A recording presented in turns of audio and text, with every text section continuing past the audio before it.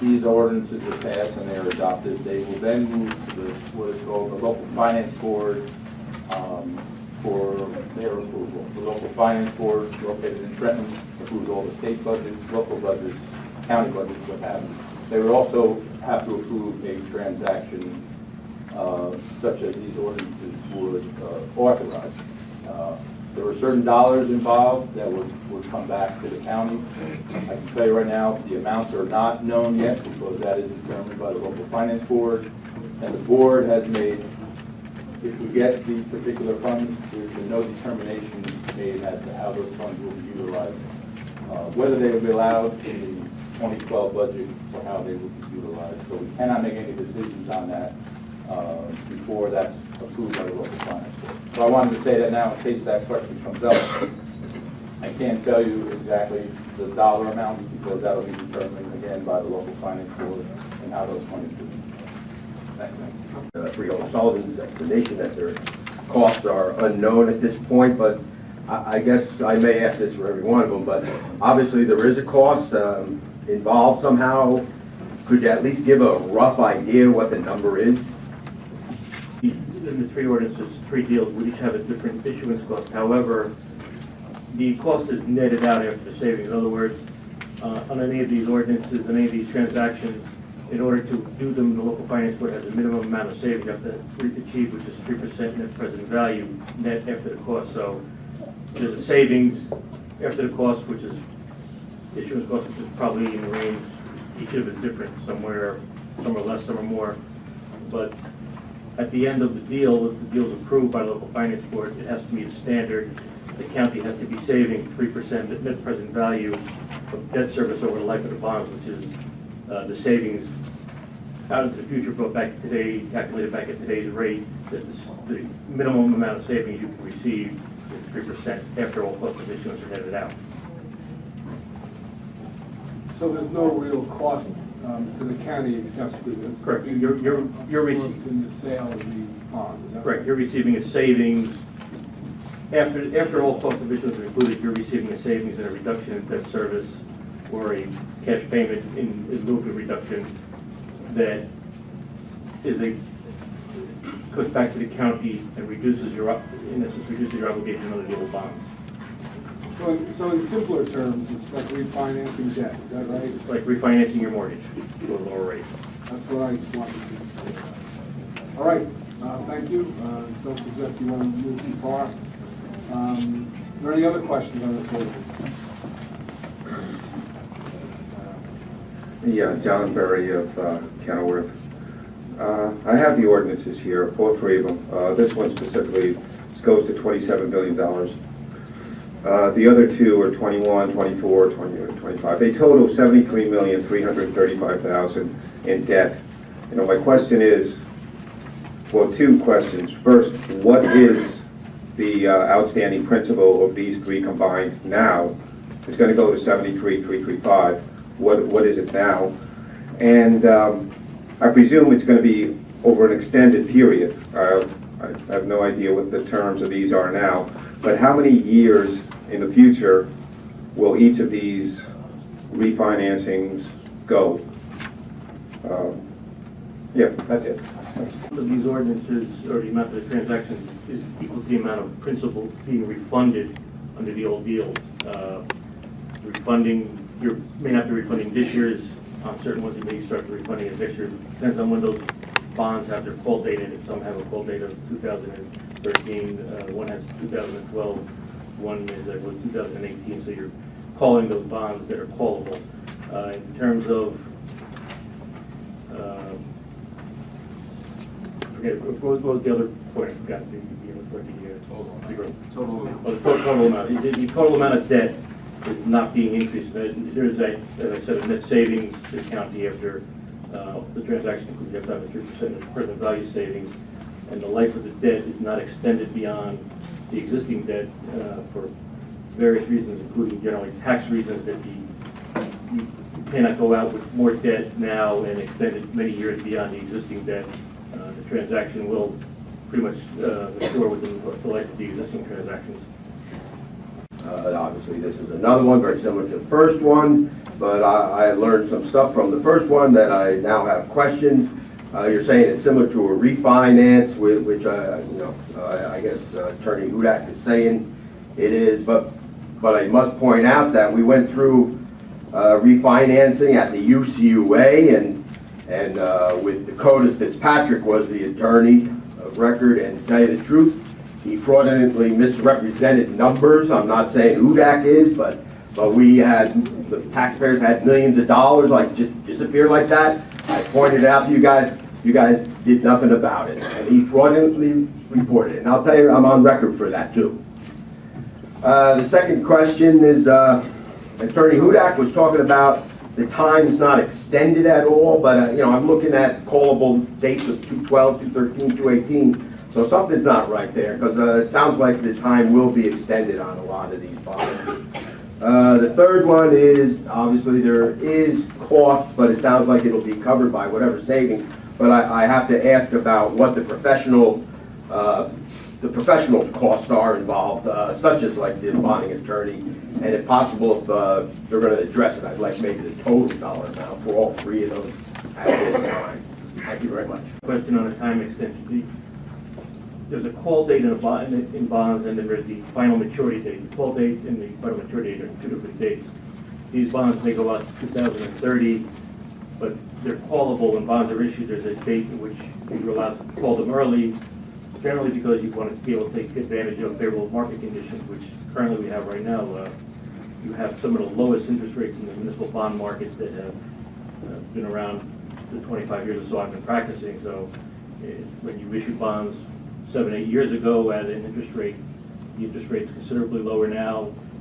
You call those outstanding bonds that you can bring them in, call them, pay the bondholders 100% of their premium, and issue new bonds to replace them because the cost of the call, and that's how you get your savings. But the outside maturity date, the same as when you have a mortgage. If you have a 30-year mortgage and you refinance it, but you don't want to change the 30-year date, you can go to a 15-year mortgage or a 10-year mortgage, whatever is applicable, so that your final maturity date doesn't change. In this case, the final maturity date remains the same. Okay, good. Is there any documentation on the professional cost? Again, I think it's Freeholder Sullivan said you submitted to the local finance board. There's estimates in there, but those will change depending on what the local finance board approves, because costs are tied to whatever the size, ultimate size of the issue is. Until the local finance board approves that, we're not sure exactly what they will be, because they may be smaller or larger depending on what's approved. All right, so after the local finance board makes a decision on that, then that information will be public. Correct. Okay, all right, thank you. Anyone else? Okay, John Berry, Kenilworth, 3 questions. First off, as if the time's not being extended, if the debt isn't being risen, the only thing could be interest rates. So what are the interest rates on these things, and what do you anticipate them to be, or with the sale? I don't know, but what's the interest rate environment now compared to what they are there? Oh, okay. The other thing is, what's the time frame for the local finance board? I mean, I assume the budget has to be adopted by May 31st, so is this critical to that adoption? Like if they sit on it, you won't be able to adopt the budget? Is that the deal? And the third thing is, well, Mr. Patterson mentioned fraud with the UCUA, and I agree with him. I think it was the UCUA deal was a tremendous amount of debt added on to get $2 million into the budget, into the current budget. Is there anything like that going on here? Like if after the local finance board approves this, will anything be coming into the 2012 budget on account of this refinancing? That's it. I didn't bring all the past deals with me, so I don't have the scale showing the rates. They generally in the old bonds ran 5% plus. The projections from the underwriter in the current market is starting at the short end would be the first bonds called out probably 1.5% to 1.75, going up to 3 to 4% at the long end of the bond. So that's sort of a crystal ball. The market today changes every day, so by the time these deals actually come to fruition, those numbers may change. Okay, good. To answer the other question about the local finance board, I believe they're considering this in the next week or so. Mr. Chairman, the local finance board meets on May the 9th, and as I said in my earlier statement, the determination by the local finance board will determine whether there's dollars available to put into the 2012 budget. And we don't know that, and we don't, and as we said earlier, even if there is, there's no determination yet as to what. Polite for Mr. Hudak to come and divulge what the estimation of the professional fees that were submitted to the finance board would be for these three resolutions. I don't think we have that information of what it would be.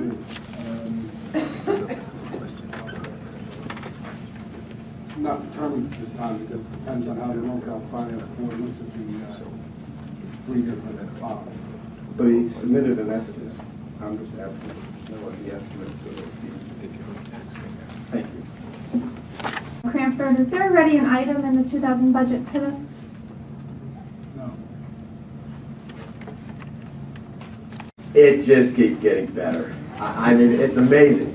Yeah, it's supposed to be no cost, possibly there's money will be available, we don't know. Professional costs, gee, I don't know, an estimate was submitted, but we don't have the information. Yet we're here at a public meeting for the public to ask questions, and that, sure enough, would be one of the questions. I mean, you know, we're talking about evasive things. This is the problem. This is the problem the county has. Nobody knows any numbers. Nobody knows any numbers. That was much like this health benefits cost that we asked. And you had no idea, yet you voted on it. $100 million, that's going to cost the public. $100 million. Maybe more, maybe less. We rounded off at $100 million. This is the major problem. The county is lost. We're looking at a budget cycle that is disastrous. We're looking at Hudak, this guy, Attorney Hudak. Obviously, he's a poster boy, or one of them, for what this problem. No, he represents, let me just finish. Tell you what, I'll finish. Hudak's a relative. You're funneling professional fees into the relative's pocket, a freeholder relative's pocket. He's being evasive as to what costs possibly may be going into his pocket. But you're going to vote yes. I mean, I do appreciate at least formalities that freeholder Hudak, the son, is abstaining on this. But he's a poster boy. He's one of the poster boys. We have major problems here. You're funneling, the guy works full-time as an attorney for Linden, and yet here he is making some secondary income when he probably could have went to anybody else. Yeah, actually, I have 5 minutes. I mean, I can go on if I want. But I tell you what, I pointed it out. You just want to funnel to the relatives, to the cronies, to the friends. That's why this budget is disaster. Disaster. You should be ashamed of yourself. Thank you. Mr. Hudak worked for this county long before his son became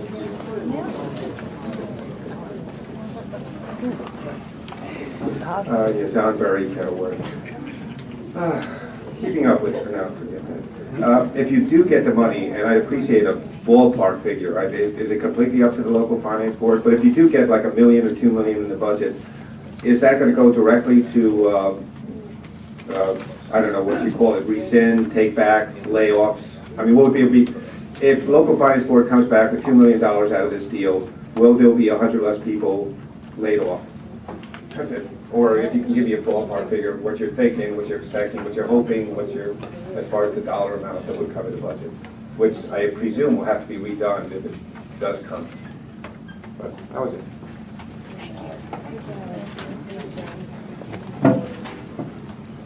I don't know how many different ways to say that we don't know the final amount that will be returned until after the local finance board. We don't know what we're going to do with those funds as they are received.